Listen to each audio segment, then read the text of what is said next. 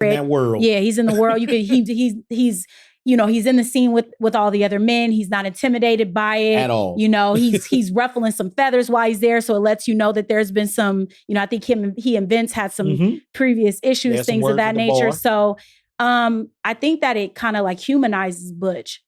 I think the moment where he's in the hotel room with her and, they're talking about, pancake breakfasts and, things of that nature. And she's even at one point describing a scenario where she wants to like have a baby, I think it humanizes him because it's almost like he's a protector in this space. You see a different side of Butch in this space. He's not the fighter. He's showing her some affection, some attention, and kind of like, essentially, everything that he does in this moment, he's bringing her along for that ride also, right? So we see that this is somebody significant in his life because we would just leave these things behind if they weren't, right? So I think that it allows you to feel for Butch. Okay. I think that's what it gives to the audience. You get to humanize him and see him as being, more. And it's something that he did, if you really think about it. He did this in the beginning sequence.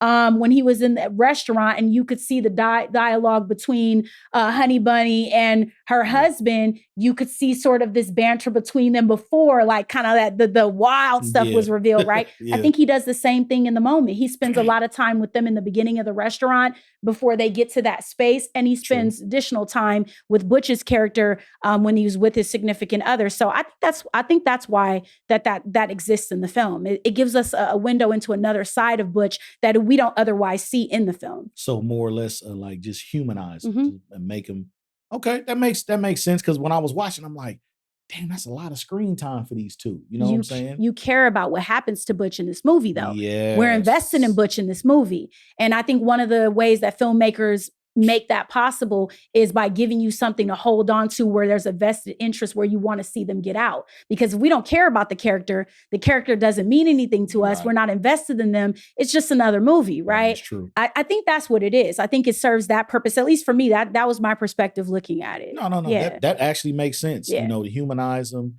and to make you, quote unquote, fall in love with that character to where now you're invested in finding out whether they make it through the fire or not. Right. You're right. And as a screenwriter, you definitely want to keep the audience engaged in characters as long as possible. Right. All the way to the end of the movie and see it all the way through. So no, that makes sense. I'm glad you cleared that up. That was initially what went through my head. It made me go back in time and I'm like, damn, that's a lot of screen time with just those two in the hotel room. Like just those two. But it made sense. It made sense. It humanized him. It made you feel sorry for him. It made you love his girlfriend. Made you love his girlfriend. Yeah, she you gotta, you had a feeling about her, but he's still in trouble.